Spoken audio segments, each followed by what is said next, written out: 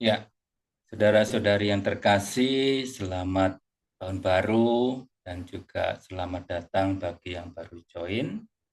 Dan Anda dapat mengikuti bagi yang baru join nanti di YouTube yang memang diupload setelah sesi-sesi seperti ini. Baik, kita akan membahas apa yang dimaksud dengan ya, doa itu adalah medan perang yang hebat.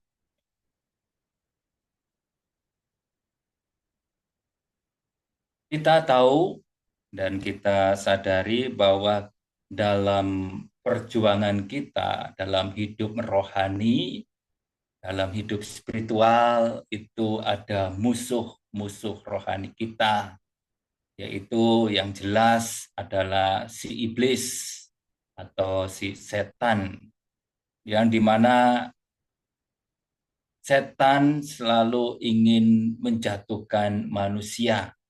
Nah, terutama mereka yang mau lebih dalam hidup rohani, semakin dekat dengan Tuhan. Nah, ini menjadi musuhnya si setan. Jadi Anda siap-siap ya, kalau Anda menjadi musuhnya setan, kalau Anda mau bertekun di dalam doa. Tetapi jangan takut ya, bahwa kita justru di sini berada di dalam Tuhan yang pasti akan menang kalau kita tetap berpegang pada Tuhan Yesus. Jadi tujuan utama setan adalah menghentikan praktek doa kita. Jadi orang-orang yang setia berdoa atau mau tekun berdoa, itu mereka pasti akan mengalami godaan-godaan untuk menghentikan doanya. Dan inilah eh, tujuan utama setan, terutama doa yang mendalam ya, doa yang kontemplatif, doa yang disebut di sini doa batin. Ya, itu ada memang doa lisan dan juga ada doa meditasi dan juga ada doa batin. Nah, di sini tujuan setan adalah supaya kita berhenti ya doa batin. Nah, misalnya doa batin itu adalah doa Yesus yang seperti kalau Anda memang melakukannya, maka Anda juga termasuk orang yang melakukan doa batin. Nah, tujuan setan juga untuk melemahkan iman kita akan Tuhan Yesus, mencegah pertumbuhan rohani kita, mencegah supaya kita jangan semakin dekat dengan Tuhan. Maka di sini kerja keras setan ya, dia mengajak ya semua bala tentara si iblis itu untuk menjatuhkan kita walaupun kita memang tidak pernah melihatnya. Ya, tetapi yang jelas buktinya kita banyak sekali digoda untuk menghentikan praktek doa kita. Jadi saya katakan bahwa iblis atau setan ingin menghentikan doa batin kita. Nah, doa batin itu apa? Saya mencoba mengulang, yaitu dari Santa Teresa dari Avila, supaya Anda yang mungkin baru mengikuti ini tahu apa itu doa batin, yaitu doa yang merupakan pergaulan yang sangat ramah, yang akrab, yang sebagai sahabat, di mana kita seringkali berbicara seorang diri dengan Dia, dengan Tuhan. Jadi kita sebagai sahabat, kita sering berjumpa dengan sang sahabat kita dalam doa tentang siapa kita tahu bahwa Dia mencintai kita. Jadi kita datang kepada pribadi yaitu Tuhan sendiri yang kita tahu, kita percaya, kita rasakan, kita alami Dia mencintai kita. Dan maka itu dalam doa kita juga merespon Tuhan yaitu dengan cinta kita, menyediakan waktu untuk doa, untuk berada bersama Tuhan. Nah, itulah doa batin. Doa batin dianggap sebagai ancaman bagi si setan ya. Karena apa? Karena menghinakan dan tidak tertahankan oleh setan. Doa batin seperti doa Yesus membawa kita kepada kerendahan hati. Nah, ini penting ya kalau kita mau melihat kita ini bertumbuh dalam doa kita, apakah kita semakin rendah hati. Nah, ini penting untuk melihat diri kita. Tapi jangan melihat orang lain ya, supaya kita tidak jatuh dalam menghakimi orang lain. Ah, itu doa terus tetapi buktinya tidak, rendah hati, sombong sekali. Ya, tidak perlulah mengadili orang lain. Tapi melihat diri kita, yaitu apakah saya rendah hati. Karena memang doa batin ini sebetulnya yang otentik, yang sejati membawa kepada kerendahan hati dan mengalami transformasi jiwa di mana diri kita dibentuk ya menjadi serupa dengan Tuhan. Dan juga di sini dalam doa batin kita memuliakan Tuhan. Dan inilah yang jelas bertentangan dengan tujuan setan. Maka di sini doa batin ini dianggap sebagai ancaman bagi setan. Kemudian membatasi kekuatan setan. Ya.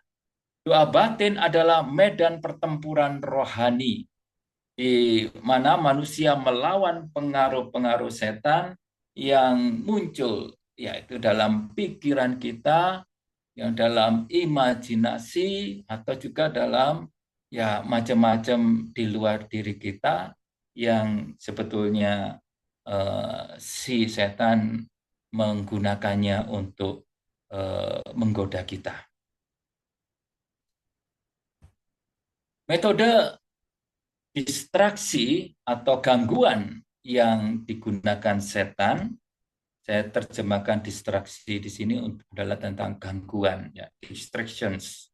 Nah, ini metode yang digunakan setan, yang pertama mengalihkan perhatian kita dari doa, yaitu dengan cara kenangan-kenangan yang remeh. Jadi kita diajak untuk mengenang-kenang sesuatu yang sebetulnya receh, yang remeh. Ya, di mana pikiran-pikiran yang tidak penting itu dimunculkan dan mengganggu konsentrasi kita di dalam berdoa. Ya, macam-macam ingatan, entah ingatan ketemu orang atau ingatan apakah saya sudah matikan kompor atau ya macam-macam itu ya. Ya sebetulnya kita mungkin sudah mematikan tapi ya ini kemudian kita apa itu dibuatnya merasa tidak yakin sudah matikan kompor atau tidak. Ya itu ya macam-macam gangguan. Kemudian gambaran-gambaran yang berbahaya atau jahat yang memunculkan pikiran-pikiran buruk di mana kita eh, memikirkan ya orang lain yang mungkin kita anggap wah dia negatif. Nah, oh dia mungkin itu tidak senang dengan saya dan seterusnya. Atau godaan-godaan dan fantasi yang tidak sesuai. Ya, godaan-godaan macam entah fantasi seksual, entah fantasi kebencian, dan juga macam-macam godaan lainnya. Godaan-godaan yang menyakitkan. Nah, ini menggoda dengan hal-hal duniawi yang menarik. Ya, misalnya ya kalau berdoa itu ya harus duduk diam, konsentrasi seperti doa Yesus misalnya ya. Lalu kita digoda, kenapa ya harus duduk diam berdoa? Bukankah menarik kalau jalan-jalan? Oh iya, ada meditasi jalan kan? Akhirnya jalan-jalan, bukan meditasi jalan, tetapi benar-benar jalan-jalan. Nah, inilah yang kemudian akhirnya justru memuaskan keinginan ya ego kita untuk mencari kesenangan. Ya. Tetapi juga godaan-godaan ini yang terus mengganggu kita, yaitu untuk menggoda, yaitu keinginan-keinginan dari dalam diri kita, di mana ego kita juga akan istilahnya itu ditiup-tiup oleh si iblis ya, supaya kita memuaskannya. Kemudian setan menciptakan gangguan, mengganggu ketenangan, membuat pikiran gelisah, resah, dan sulit fokus. Ya, maka kalau kita tiba-tiba waktu mau doa, kita merasa gelisah yang tidak jelas arahnya, kok tiba-tiba resah. Nah, ini berarti adalah gangguan. Ya. Kemudian menciptakan keraguan. Iblis menanamkan pikiran bahwa doa batin tidak berguna, membuang waktu saja. Mungkin Anda seorang yang sudah mulai tekun ya untuk berdoa, tapi Anda merasa kok begitu-begitu saja, kok begini-begini saja. Ya, sepertinya buang-buang waktu saja. Nah, ini adalah gangguan dari si setan. Ya. Atau bahkan menyinggung Tuhan. Dalam arti bahwa, oh Tuhan kayaknya tidak mendengarkan kamu. Ya. Oh Tuhan itu sebetulnya tidak menyayangimu. Oh Tuhan itu sebetulnya eh, terlalu meminta berlebihan, misalnya. Ya, jadi ini diciptakan keraguan-keraguan akan Tuhan yang mengganggu doa kita. Kemudian menimbulkan rasa putus asa, membuat jiwa merasa tidak mampu melakukan doa batin atau doa Yesus dengan baik ya. Sehingga merasa lebih baik untuk menghentikannya. Nah, itu juga ada ya di dalam grup bertanya ya tentang kenapa berdoa tekun sudah melakukannya ada banyak masalah. Nah, untuk apa kalau gitu berdoa? Nah, lebih baik berhenti berdoa, rasa putus asa. Nah, inilah si setan menciptakan gangguan supaya kita menghentikan doa kita. Dampak dari dikuasai distraksi atau gangguan. Jadi kalau kita membiarkan gangguan tadi itu menguasai diri kita, lalu kita larut dan hanyut, dikuasai, maka dampaknya yaitu memutuskan saluran rahmat dari Tuhan. Jika seseorang menyerah pada distraksi, pada gangguan, dan meninggalkan doa batin, tidak lagi berdoa Yesus, tidak lagi melakukan doa-doa yang lainnya, rosario atau doa-doa lisan yang lainnya, maka hubungannya dengan Tuhan menjadi terputus. Atau dengan kata lain mungkin tidak benar-benar terputus ya, sebelum terputus ya terganggu menjadi jauh dengan Tuhan. Nah, kalau sudah jauh ya nanti akan menjadi terputus. Nah, inilah rahmat atau saluran rahmat Tuhan juga tidak sampai kepada kita. Bukan rahmatnya yang tidak berdaya, tetapi kita yang memutuskan itu, ya, menutup diri dapat dikatakan demikian. Jiwa layu dan mati dalam arti bukan mati meninggal, ya, tetapi dalam arti bahwa tanpa aliran rahmat dari Tuhan, jiwa manusia akan kehilangan kekuatan spiritualnya, kerohaniannya, dan menjadi lemah di dalam hidup rohani. Dan kalau lemah dalam hidup rohani, apa yang terjadi? Yaitu kita ikut arus.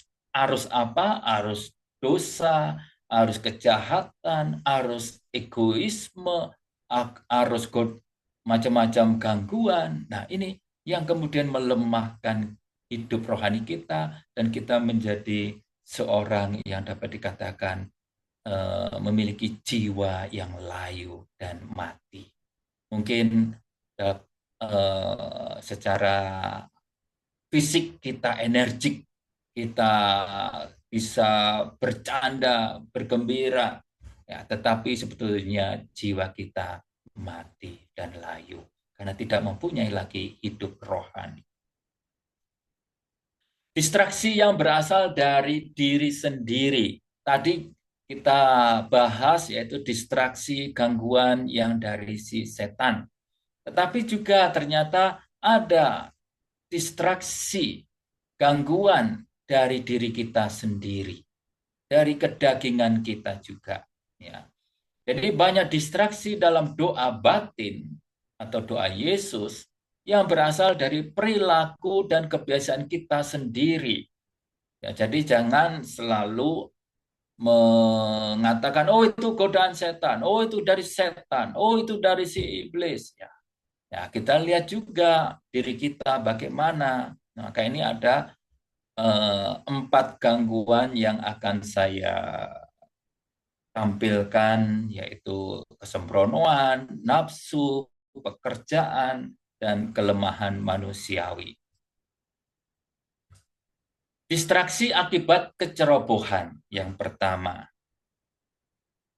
di mana kita tidak mengendalikan panca indera. Ya, ada mata, ada lidah, ada telinga, ada pengecap, ya. Jadi misalnya mata, melihat secara bebas tanpa kendali. Ya, ya dapat dikatakan mata yang jelalatan. Bukan hanya soal jelalatan, tetapi juga ada yang itu melihat macam-macam, ya. Terutama hal-hal yang tidak perlu dan bahkan hal-hal yang berdosa. Nah, ini misalnya pornografi, ya, atau filmnya, ya. Nah, itu adalah kita tidak mengendalikan panca indera dan disinilah juga menjadi gangguan karena kecerobohan kita. Kemudian lidah, berbicara tanpa berpikir yang kemudian menyakiti hati orang. Kemudian juga seperti gosip, ya, perkataan yang tidak berguna atau menggunjing orang lain. Ya, ini jadi berkat dari lidah ini muncul kemudian banyak dosa dan inilah yang kemudian juga mengganggu doa kita kalau kita biarkan terus. Ya. Kemudian telinga, kita mendengarkan segala sesuatu tanpa selektif, ya, terutama hal-hal yang tidak membangun. Jadi mendengarkan macam-macam uh, uh, berita yang tidak perlu atau juga ya tadi itu mendengarkan ya gosip atau mendengarkan uh, apa itu mengerasani orang lain ya sama dengan gosip ya. Tapi juga mendengarkan yaitu perkataan-perkataan buruk dari orang lain. Nah, ini. Jadi telinga ini juga akan mengganggu ya doa kita. Apalagi musik-musik yang memang mengganggu dalam arti menjadi kita lebih tenang itu musik-musik yang mungkin sangat keras, apalagi yang syairnya itu yang tidak Kristiani. Nah, ini juga mengganggu. Biarkan imajinasi berkeliaran. Jika kita tidak melatih pengendalian imajinasi dalam kehidupan sehari-hari, maka akan sulit untuk mengendalikannya saat berdoa. Imajinasi yang liar akan membawa pikiran tidak terarah pada Tuhan. Memang ya, imajinasi ini ya dapat muncul dari pengalaman-pengalaman sebelumnya. Tetapi kalau kita imajinasi itu terus kita ikuti, ya kita terbiasa untuk mengimajinasikan bahkan imajinasi yang tidak baik. Nah, ini juga akan ketika kita tenang dalam doa, kita tidak akan bisa tenang. Imajinasi itu akan semakin muncul secara liar. Kemudian membiarkan pikiran melayang-layang. Kebiasaan membiarkan pikiran melayang-layang tanpa arah. Ya, seperti mengingat hal-hal yang tidak penting. ya, memikirkan hal-hal yang menyenangkan, ya entah mengenang atau memikirkan nostalgia, terus hampir tiap hari nostalgia, ya itu. Kemudian juga memiliki khawatir yang berlebihan. Nah, ini. Jadi sebetulnya mungkin anggota keluarga kita tidak ada masalah apa-apa, tapi kita terlalu khawatir memikirkannya. Oh, jangan-jangan nanti kalau dia jalan sendiri, nanti ada orang jahat yang mengganggu dia. Oh, dia jangan-jangan nanti kalau dia bertemu dengan orang yang tidak dikenalnya dalam apa itu di sekolah atau di mana, nanti jangan-jangan dia di apa-apakan. Nah, ini menjadi pikiran-pikiran terus melayang-layang tidak karuan. Dan ini akan membuat kita juga kalau terbiasa membiarkan pikiran kita melayang-layang, nah ini akan sulit untuk fokus saat berdoa. Solusi praktis, ya, melatih pengendalian diri, ya, gunakan panca indera kita dengan bijaksana. Itu ada lagu-lagu sekolah minggu, ya, ada lagu hati-hati gunakan matamu, hati-hati gunakan matamu. Nah, itu kita harus mengendalikan diri, yaitu panca indera kita. Kemudian fokus pada hal-hal yang positif, yaitu yang membangun dan bermanfaat. Jadi tentunya banyak hal yang dapat kita lakukan sehari-hari. Jadi sebetulnya hidup kita untuk berdoa itu tidak lepas dari hidup sehari-hari sebetulnya. Nah, itu ada dalam sesi YouTube atau sesi pengajaran ini yang tahun lalu, ya, tentang bagaimana hubungan doa dengan hidup sehari-hari. Jadi kalau kita biasa fokus pada hal-hal yang positif, maka juga ketika kita berdoa ya juga akan dapat lebih fokus kepada Tuhan. Kemudian menjaga kebersihan pikiran, seperti menonton yang tidak mendidik, yang tidak baik, ya. Jadi kita harus menghindari itu. Kemudian membaca yang tidak bermanfaat, ya, atau mendengarkan musik yang tidak sesuai, yang memang menggoda nafsu kita, menggoda emosional kita, dan seterusnya. Kemudian berusaha untuk memperbaiki kebiasaan-kebiasaan tidak tertib yang dapat mengganggu fokus dan konsentrasi, yaitu terutama dalam berdoa. Ya, kebiasaan-kebiasaan tidak tertib yang tadi, ya, seperti misalnya gosip, di mana 2 atau 3 orang berkumpul, bukan Yesus yang hadir, tetapi gosip yang hadir. Nah, itu kebiasaan yang tidak tertib. Ya. Lalu berikutnya, distraksi akibat emosi atau gangguan akibat emosi yang mengganggu doa kita. Ada hubungan antara emosi dan pikiran. Emosi mempengaruhi pikiran, seperti marah, cemburu, benci, dan emosi negatif lainnya sangat mempengaruhi pikiran. Ya, kalau orang sudah marah, maka ya mempengaruhi pikirannya untuk ya melakukan sesuatu yang menyakiti orang lain atau juga ingin membalas dan seterusnya. Ya, kalau orang sudah cemburu, nah itu juga akan pikirannya macam-macam. Nah ini emosi ini mempengaruhi pikiran. Kemudian pikiran mengikuti situasi emosi.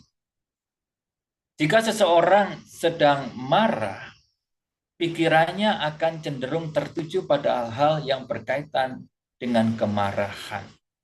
Nah, di sini ya, kemudian ya kalau pikirannya itu yaitu negatif juga, nah maka dia juga memunculkan emosi, ya, emosi yang tidak baik pada yang dipikirkan itu. Kemudian dampak emosi negatif terhadap doa. Ya, tadi sebetulnya sudah jelas ya, karena pikiran dan emosi itu ada hubungannya. Dan sekarang juga eh, emosi itu juga mengganggu doa, mengganggu fokus dan konsentrasi dalam doa.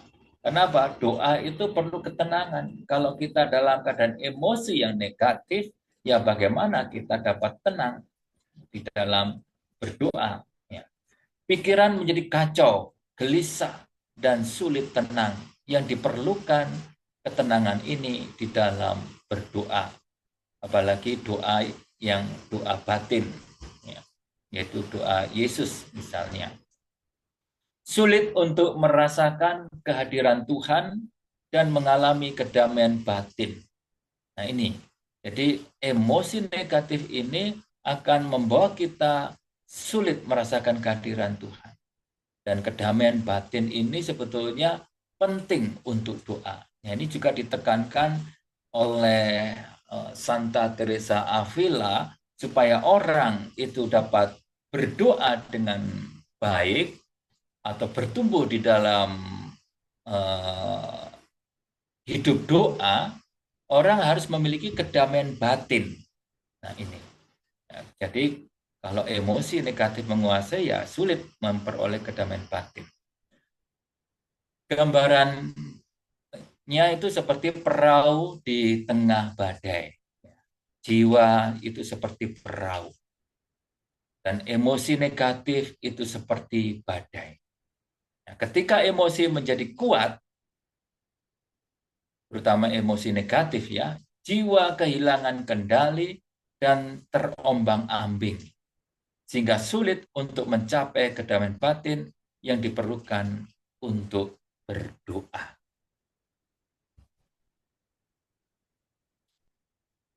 Solusi praktisnya. Kita perlu mengendalikan emosi negatif seperti kemarahan, kecemburuan, dan kebencian.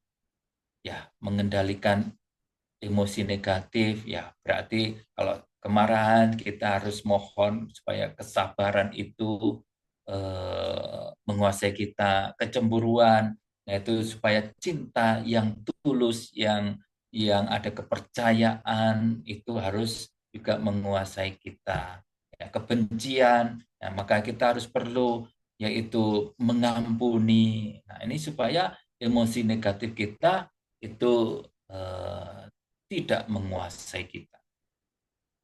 Kemudian membiasakan sikap maaf dan memaafkan. Itu dapat membantu mengurangi beban emosi negatif. Jadi kita biasakan untuk mudah mengampuni orang lain. Tetapi juga di samping itu kita harus mudah untuk minta maaf, yaitu melatih kerendahan hati kita. Ini. Jadi ada orang juga yang memang sulit minta maaf. Ya, karena apa? Yaitu dia sulit untuk eh, merendahkan dirinya, mengakui kesalahannya. Dan ini kebiasaan untuk maaf dan memaafkan ini justru juga akan membantu hidup doa kita. Kemudian membiasakan diri untuk berpikir positif, yaitu bersyukur, selalu bersyukur. Ya. Jadi bahwa kita dalam segala hal selalu mengucap syukur.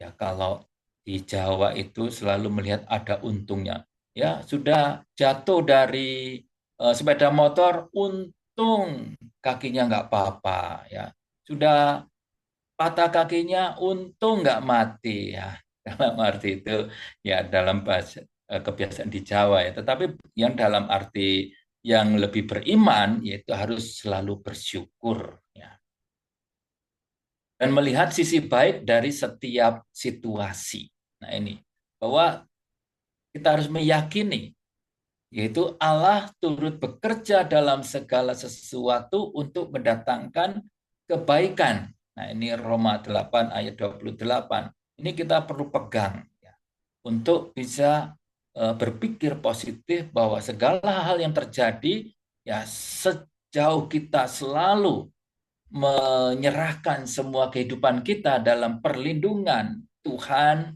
dalam penyelenggaraan Tuhan, ya kita percaya Tuhan pasti akan memberikan yang terbaik. Nah, ini perlu kita memiliki iman seperti itu. Setia menyerukan nama Yesus dengan ritme pernafasan sehingga lebih tenang. Jadi solusi praktis di mana ada gangguan emosional, pikirannya melayang-layang. Nah, ini kalau kita melakukan doa Yesus atau doa batin, kita melakukannya dengan ya menyerukan nama Yesus dengan ritme pernafasan, dan ini akan membuat kita lebih tenang. Ya, seperti orang lagi emosi marah itu, kemudian tarik nafas dulu, tarik nafas panjang, kemudian hembuskan, maka lebih tenang. Apalagi dipakai juga untuk menyerukan nama Yesus. Kita mengimani Yesus betul-betul tinggal dalam diri kita dan menolong kita untuk bersikap yang baik. Nah, ini. Yang ketiga, distraksi akibat pekerjaan. Ya, pekerjaan ini bukan hanya soal bekerja mencari nafkah, ya, segala macam pekerjaan atau hal yang kita lakukan. Ya. Dampak pekerjaan yang berlebihan, membebani pikiran. Ya, memang orang yang terlalu banyak pekerjaan ya pasti pikirannya terbebani. Dan inilah membuat sulit untuk tenang saat berdoa. Kemudian munculnya pikiran-pikiran tentang pekerjaan atau apa yang harus kita lakukan. Ya. Jadi misalnya, oh ada tugas yang belum selesai, oh ada masalah di pekerjaan, oh ada masalah di studi saya, oh ada masalah di dalam pelayanan saya, dan seterusnya. Oh ada target yang ingin dicapai, oh harus tercapai target ini.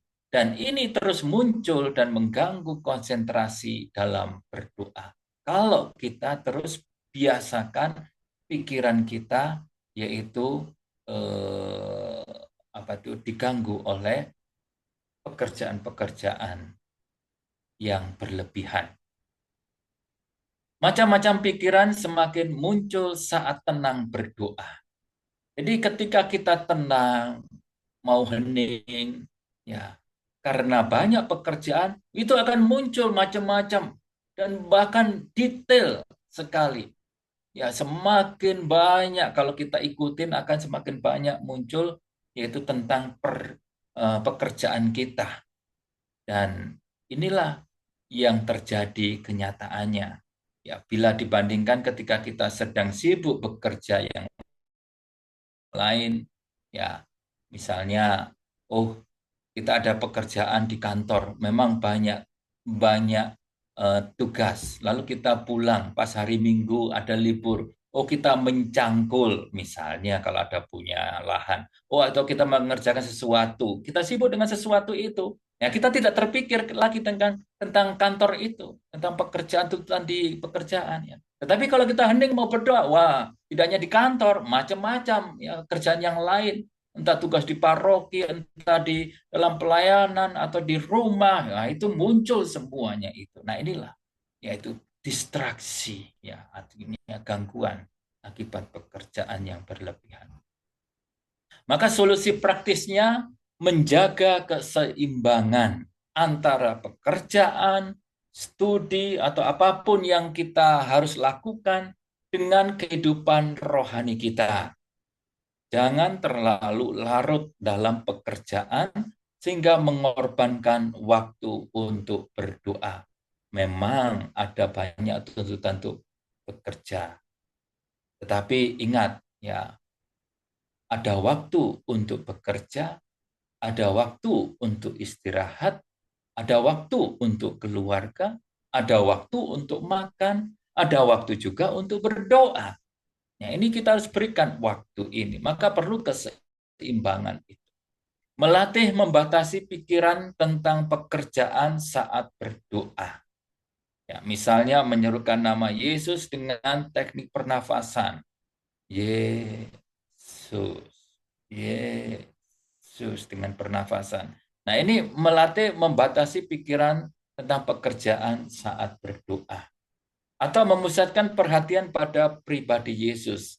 Ya, mungkin dibantu dengan salib Yesus, ada lilin atau gambar, ya itu memang untuk membantu saja. Ya, supaya kita lebih fokus kepada Yesus pada waktu berdoa. Kemudian menyediakan waktu khusus untuk berdoa. Nah, ini penting juga. Kita harus alokasikan waktu, dan mengalokasikan waktu itu tentunya kita harus memberikan waktu yang tepat. Ya, maksudnya memberikan waktu yang tepat itu ketika memang seharusnya kita banyak aktivitas, misalnya bekerja dari mulai jam 9 sampai jam 3 misalnya, ya kan? Lalu kita alokasikan waktu jam 4 misalnya untuk berdoa, ya itu kan terlalu mepet dari kesibukan bekerja. Jadi kita cari waktu yang lebih mudah kita pakai untuk berdoa, ya. Jadi di sini kita perlu bijaksana untuk menyediakan waktu yang tepat. Maka ada jam berdoa setiap hari ini sehingga kita tahu kapan saatnya harus berdoa. Sehingga kita ketika saatnya berdoa, nah kita akan lebih fokus dan juga terhindar dari gangguan-gangguan. Kemudian distraksi akibat kelemahan manusiawi, ya. Ya, tantangan dalam berdoa itu memerlukan usaha besar. Ya, jadi tantangan dalam berdoa itu perlu usaha yang kuat, ya, usaha yang besar memang. Ya, ini ingat, ini adalah peperangan, ya, seperti medan peperangan. Kita perlu tekad yang kuat. Menjaga fokus pikiran dalam waktu doa yang lama merupakan hal yang sulit dan membutuhkan usaha yang besar. Jadi kalau kita melakukan doa Yesus, misalnya setengah jam atau 1 jam, ya itu kan dalam perhitungan kebanyakan orang kan cukup lama, ya itu kan. Tapi kalau orang yang sudah terbiasa, ya dapat dikatakan sudah tidak dikatakan terlalu lama, ya. Tapi memang di sini perlu usaha. Kemudian juga tantangan dalam berdoa, kebenaran-kebenaran iman bersifat supernatural, ya. Artinya melampaui natural kita, melampaui kodrat kita yang adalah manusia ini. Kita mau kepada Tuhan yang adalah roh. Nah, kebenaran iman ini menjangkau supranatural kita. Maka di sini pikiran manusia cenderung sulit memahami sepenuhnya dan cenderung mudah teralihkan. Dan juga kurangnya daya tarik. Terkadang kebenaran-kebenaran iman, yaitu untuk berdoa, untuk setia membaca kitab suci, untuk melakukan doa-doa lainnya itu, yaitu terasa kurang menarik. Ya, apalagi kalau merasa bahwa doanya sepertinya tidak dikabulkan. Nah, itu walaupun memang eh, orang bertekun doa Yesus, tapi juga seringkali juga ada intensi-intensi. Lalu tidak dikabulkan atau belum dikabulkan. Aduh, kok rasanya kayaknya percuma. Nah, ini kemudian daya tariknya kurang, ya. Karena apa? Tidak terlihat langsung. Nah, ini. Atau juga ketika berdoa aja juga merasakan tidak ada sesuatu yang apa itu menggetarkan atau ya memberikan rasa yang sukacita dan kegembiraan. Jadi seperti kering-kering saja. Nah, ini akhirnya merasa bahwa kurang tertarik, ya ini. Nah, inilah memang tantangan kita di dalam berdoa. Dampak kelemahan manusia, yaitu perlu kemauan yang kuat. Jadi kita harus memiliki tekad atau kemauan yang kuat untuk berdoa.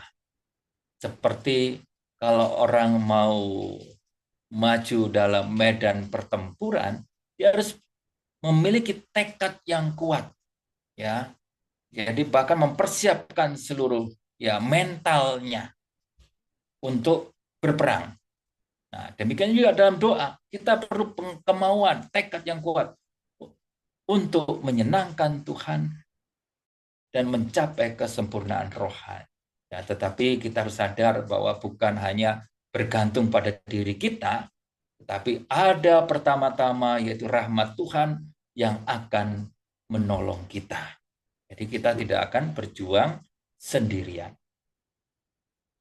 Juga keterbatasan dan kelemahan kita sebagai manusia, sehingga sulit untuk selalu memiliki kemauan yang kuat dan konsisten dalam berdoa. Inilah kelemahan manusiawi kita. Itu kita seringkali sulit untuk memiliki kemauan yang kuat. Jangankan berdoa, ya, kemauan kuat untuk ya misalnya diet itu juga sulit. Ya, ada orang-orang mengalami kesulitan. Kemauan untuk olahraga tiap hari sulit. Nah, apalagi ini dalam hal berdoa, ya kan? Ya, memerlukan kemauan yang ya dapat dikatakan tentunya lebih kuat lagi daripada soal diet, soal olahraga. Ya. Kemudian solusi praktisnya apa? Kita perlu dan harus minta bantuan dari Tuhan. Ingat, doa itu adalah karunia dari Tuhan. Jadi memang kita berusaha untuk berdoa, tetapi berdoa itu sendiri adalah karunia dari Tuhan. Maka kita perlu mohon bantuan dari Tuhan untuk dapat meningkatkan kekuatan rohani dan mengatasi segala kelemahan diri manusiawi kita. Kemalasan, kemudian ego yang membuat kita ingin mencari kesenangan diri, ya, macam-macam. Kita juga perlu berdoa dengan tekun dan sabar. Ya, dalam doa batin, ya terutama dalam ya doa Yesus, itu perlu ketekunan dan kesabaran. Kita tidak perlu dalam arti apa ya, saya sudah sampai tingkat apa ya dalam berdoa ini. Tidak perlu. Yang penting kita berdoa tekun dan sabar. Yang penting kita mau mencintai Tuhan. Dan selain kita menyediakan waktu untuk Tuhan, kita juga mencintai sesama kita sebagai wujud cinta kita kepada Tuhan. Jangan sampai kita dalam doa Yesus sepertinya mencintai Yesus luar biasa, tetapi ketika kita jumpai saudara-saudari kita mempunyai kebencian yang luar biasa. Nah, ini nggak sinkron. Ya, ya tentunya kita berbohong di depan Tuhan Yesus. Kita bukan mencintai Yesus. Kita mencintai diri kita sendiri.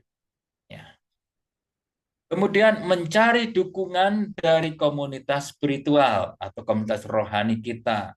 Entah itu komunitas dalam misalnya komunitas Tritunggal Maha Kudus atau komunitas doa Anda yang Anda miliki atau komunitas kecil lainnya. Nah, atau juga melalui pembimbing rohani. Nah, ini juga menjadi solusi praktis ya untuk mengatasi yaitu tadi kelemahan manusiawi kita yang yang apa itu terbatas, yang ada banyak eh, kelemahan karena ya kecenderungan dosa kita dan juga kelemahan-kelemahan kita yang membuat kita tidak apa itu tidak semangat untuk berdoa. Maka di sini pembimbing rohani juga dapat membantu kita memperkuat tekad untuk berdoa. Distraksi dalam doa, yaitu gangguan dalam doa, itu juga ada tanggung jawab dari kita. Tidak semua gangguan dalam doa dianggap kesalahan, terutama jika tidak disengaja atau memiliki alasan yang dapat diterima. Ya, misalnya ini, eh, tidak sempat berdoa ya waktu khusus doa kita karena memang ada keperluan mendadak. Kita sudah sediakan waktu biasanya jam 8 malam misalnya. Oh, ternyata ada kebutuhan mendadak. Ya, itu di luar apa itu kemampuan kita, tidak sengaja. Nah, ini. Namun kita tetap bertanggung jawab untuk berusaha meminimalisir terjadinya gangguan atau distraksi. Ya, seperti tadi kalau memang ternyata gangguan sekitar jam 8 malam itu menjadi lebih sering, ya kita harus cari waktu dong yang lainnya supaya kita dapat berdoa lagi dengan teratur. Atau juga kita meminimalisir terjadinya gangguan yaitu dengan usaha-usaha yang tadi yang saya katakan tadi dari gangguan emosi, dari gangguan pekerjaan dan pikiran-pikiran itu kita harus berusaha meminimalisir dengan solusi-solusi praktis tadi. Tanggung jawab atas distraksi. Gangguan yang disengaja, ya, distraksi disengaja. Yaitu distraksi dianggap salah jika kita dengan sengaja membiarkan pikiran kita teralihkan. Yaitu tadi seperti ada gangguan untuk memikirkan yang lain ketika berdoa. Oh, kemudian kita ikutin, ya coba. Oh, ini mungkin saya disuruh Tuhan untuk refleksi ini kali ya. Nah, itu akhirnya diikutin. Padahal ya bukan Tuhan yang menyuruh ya dari pikiran kita sendiri. Oh iya, saya harus mungkin memikirkan orang itu ya. Oh iya, oh, apa yang harus saya katakan ya kepada orang itu ya? Nah, kita lakukan itu pada waktu jam doa kita. Nah, ini berarti membiarkan pikiran kita teralihkan. Nah, ini berarti distraksi yang disengaja. Distraksi akibat kelalaian, ya. Distraksi juga dianggap salah jika kita tidak berusaha untuk mengendalikan pikiran dan membiarkannya melayang-layang, yaitu kelalaian atau kecerobohan tadi, yaitu misalnya menonton yang tidak benar. Nah, itu akhirnya akan mengganggu pikiran kita. Ada imajinasi muncul, bayangan-bayangan muncul yang kemudian mengganggu doa kita. Nah, distraksi yang dapat diterima yaitu gangguan yang terjadi meskipun kita sudah berusaha untuk fokus. Distraksi yang terjadi karena alasan yang dapat diterima, seperti pikiran tentang tanggung jawab pekerjaan yang mendesak. Jadi ini sebagai contoh saja ya, bahwa eh, gangguan yang dapat diterima di mana kita sudah lakukan semua macam-macam solusi untuk bisa konsentrasi, tapi kita juga masih tetap terganggu pikiran kita. Ya, kita tetap sabar ya, tetap menerima itu. Jangan kemudian setelah jam doa kita lalu menyalahkan diri. Kenapa saya ini kok nggak bisa konsentrasi? Kenapa saya kok begitu bodoh ya tidak bisa konsentrasi? Akhirnya menyalahkan diri ya. Nah, ini justru malah kita jatuh dalam justru kita ya sudah kita yang penting menyediakan waktu untuk Tuhan. Lalu kalau kita terganggu dalam imajinasi atau pikiran kita, kita sadar lalu kita kembali berdoa lagi. Ya, melamun lagi, sadar, ya kemudian mengarahkan lagi. Nah, itulah ya memang pikiran kita itu ya seringkali meloncat-loncat, tidak pernah tinggal diam. Ya, itu kenyataannya. Bahkan seperti monyet ya yang selalu eh, bergerak kemana-mana. Baik, ini saya melebihi waktu yang diberikan, minta maaf, tetapi nanti selanjutnya kita akan berbicara ya bulan depan itu strategi-strategi bagaimana kita supaya dapat mengatasi ya segala gangguan ya selain dari yang tadi saya utarakan dalam sesi ini. Terima kasih, Tuhan memberkati.